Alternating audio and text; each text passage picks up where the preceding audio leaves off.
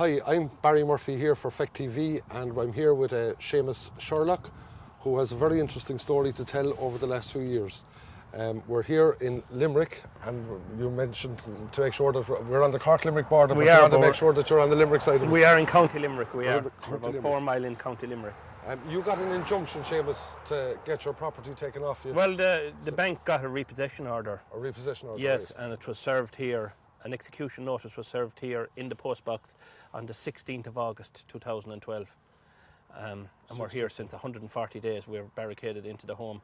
We've no intention of giving up our home or our small bit of land to the banks, because actually we've made every effort to try deal with the bank. Right. And we have every intention of dealing with the bank. Okay, right. Let's go backwards a small bit in the story. You have a bog in Tip. In North Tipperary, yeah. I'm originally a Tipperary man. I was 21 years cutting turf commercially. Right, okay. And in 2006, an EU directive came in, was signed in, and my bog was closed. Right. And I was to get compensation, but unfortunately we never received it. And did the government receive compensation from Europe? As far as I know, back in 1999, a substantial amount of money was paid over to the Irish government in compensation, but it never trickled down to the people that actually deserved it. And how many people were affected by that? How many bog owners were?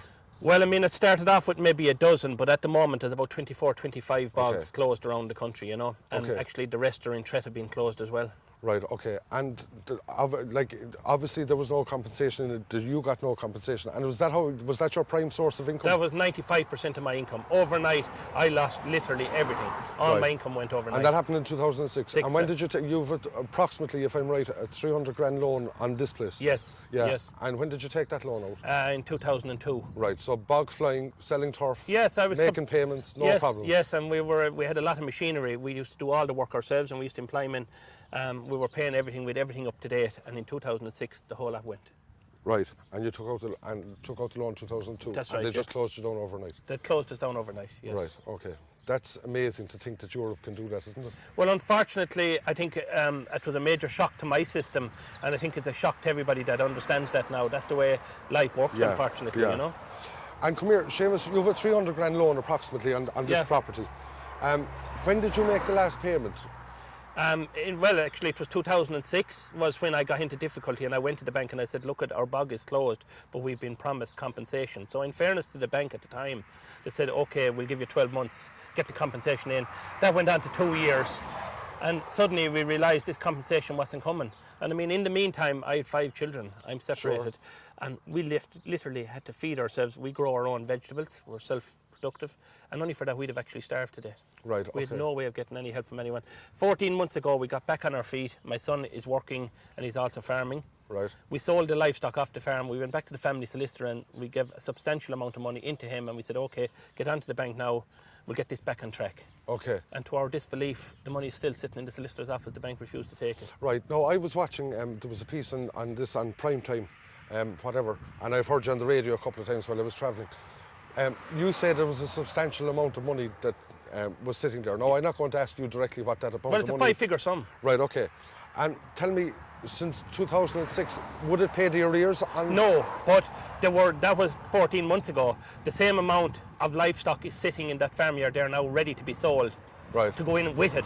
So what we done was we done a payment schedule in the solicitor's office. Right. And basically all we need to do is extend our mortgage by about 9 years. There's 10 years still left on the mortgage here. Right, okay. We have to extend it by 9, which means to get all their interest, no write down, no interest fees, no anything. Right. To take me about 5 years or 6 years to get the whole thing back fully on track.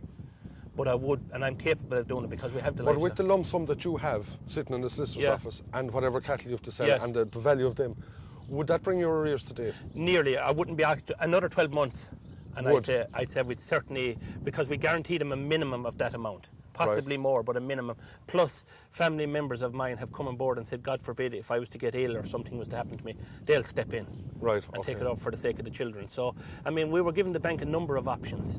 The one guarantee we were giving them, they were going to get all their money. We didn't actually look for any write-down. We don't want any interest freeze. We borrowed the money, we want to pay it. Right, okay, fair enough. And tell me, you're not getting much support, like politically?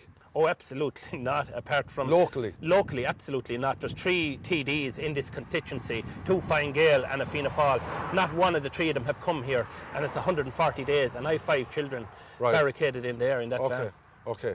So you're getting no political support? None. Right. The Catholic Church is 500 metres down the road. Yeah. They have yet to turn up as well. We have absolutely no support. The IFA, the Irish Farmers Organisation, is for larger farmers. I've only a small bit of land. Sure. And when I contacted them, they said, unfortunately, they could see themselves being of no support to me either. Right, okay. Now, there's something here very strange to me, Seamus, right? That I've been, when I've looked at this and I've looked at the whole thing, like, you're getting no support from the local politicians. The EU took the bog off you without compensating you. You've gone to the bank with something that appears to me to be viable or close to viable. Yes. There's plenty of people making absolutely no payments. They don't have money sitting in solicitors' offices waiting to give to a bank. The bank don't want to deal with you. The local politicians don't want to deal with you. There seems to me, is there something I would feel coming here that there must be something at the other side of this that's not coming out? Well, what's probably is I formed a group called Life After Death, the EBT, over 2 years ago. Okay. I lost 5 friends to suicide. Right. Now, I'm not going to stand here and look at you and say all 5 died because of financial pressure. Sure. But I can guarantee you most of it was down to financial pressure. Sure, right. For the last 2 years, I've helped thousands of people, including the ESB. In August 2010, I actually went to Dublin and I chained myself to the main ESB building. Sure, yeah. Because they were disconnecting 30 people a day that were trying to pay their bill. I was going to be one of those people, not too far down the road at the time. And alone, I got the ESB to stop that. Right. They started a thing called the Household Budget Plan. There's 270,000 people now signed up to that plan. Right. It's not that Seamus Sherlock done that, one person done that. Right. So I started a group called Life After Death. I represent people for free in court. Right. I represent them dealing with the banks. Sure. And unfortunately, it looks to me like, and the banks were a bit upset that any individual will be willing to take this on. Sure. And I actually think myself I'm being made a scapegoat of. Yeah, so you reckon all the publicity that you've created around yourself is actually completely going against your own cause? Completely, because... they can't settle with you because then that's going to be out in the domain. Well, I mean, you take it. Since Christmas, I've had about 70 people contact me in the last 6 or 7 days in dire straits, including 3 people this morning. Right. Have contacted me that are in dire straits. Right, okay. So, I mean, I'm helping a lot of people out there. Sure. You know? But it appears to me that you're helping a lot of people, and in doing so, your own cause is completely destroyed. Completely destroyed. Because of helping others? Yes, and actually I've had senior council members of a High Court in Dublin have passed that comment on me on a number of occasions that they found it strange that a fella would bother coming up from County Limerick helping people for free. Yeah. You know, it's not about money. Money was never my God, never my life. When I lost my business in 2006, I lost my family, I lost everything. Right. Not too many people know this, but I spent 3 months sitting in my kitchen without ever leaving my kitchen. Yeah. It was a dark place to be. And let me tell you, when you come out of hell, you don't fear much after that. Exactly, yeah. I can identify with it, yeah. Yes, so, I mean, I didn't go out looking to help people, but when people heard of what I'd done with DSB, they came to me about their credit card, they came to me about something else, and it just led on, you know? Right. And I started looking into things and finding out more information on the internet, and started standing up in court and asking the right questions. Yeah, but I know, Seamus, a lot of people, well, nothing like you, but I do know people that are in far worse financial circumstances than you. They don't have money sitting in a solicitor's office, they don't, whatever, they lost their jobs, whatever their circumstances. And the banks aren't being anything as hard or as awkward on them as they are on you. Well, I mean... So you'd be asking yourself, why is this? And it's just because well, it's down to Life After Death. It's down to the fact that I used to be on the public radios maybe once a week. Yeah. Different radio stations that asked me to go on and talk about financial debt. And I've never openly criticised the bank unless I thought they deserved it. Right. Okay. You know what I mean? I'm not in the blame game. Yeah. But there's a lot of times the banks have to take a stand and stop doing what they're doing. For instance, Christmas Eve 2012, a man from County Waterford rang me to tell me he got 2 registered letters in the post Christmas Eve. One to tell him to leave his house by the 11th of January, and the other to leave his business by the 23rd of January. Right. That's outrageous as far as I'm concerned. Yeah. That's absolutely outrageous behaviour. Yeah. So I think I probably peeing off a number of people. And come here, like, I suppose 2 things. You look to the future, right? One is, can you see yourself, like, are you concentrating so much on this that you don't have time to make money yourself or come up with ideas to make money or whatever? Well, I mean, it's a family farm. My son, Dermot, is farming, so we do dry stock, so the farm is working away fine. Sure. He has a job as well. The only thing is I'm not able to help other people as much as I'd like to now. I'm tied up here. I'm not able to go to the High Court and represent people. Right. But what I do is I ring them, I talk to them, and I actually get them to represent themselves. But what I'm asking is, how much time have you to help yourself? It's not easy at the moment, to be honest with you now. Yeah. This is a 24-hour day job, you know. Yeah, sure, yeah. So. And come here, tell me, where do you think this is all going to end? How is this going to pan out for you? Well, the Sherlocks are staying on this farm for my generation anyway, and my son's generation. We're going to, no matter how long it takes, I'm going to make the bank take the money. I want to pay my debts. I've always paid my debts. Right. I don't want anything for nothing. Okay. We're going to stay here, and we're going to stay here until the bank come back and say, okay, we'll do it. We'll do some kind of a repayment schedule. But I suppose from their side, and politically speaking now, I mean, they're in a situation where there's so much publicity about you.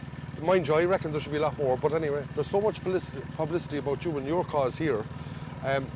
They can't really, I don't see how they can really come in here at the moment. Well, I mean, look, that's up to themselves, but I will tell you this much.